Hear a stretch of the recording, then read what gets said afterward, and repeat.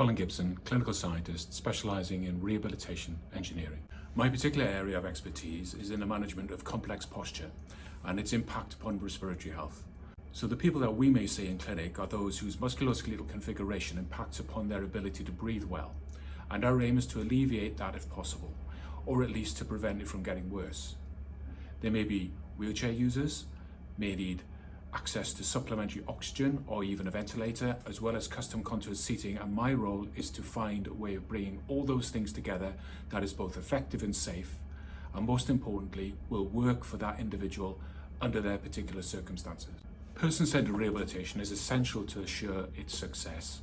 Why do I think that?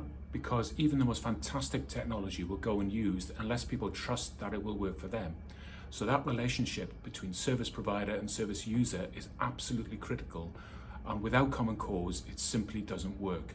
I regularly lead on the assistive technologies element of assessment, prescription and provision when working with a multidisciplinary team.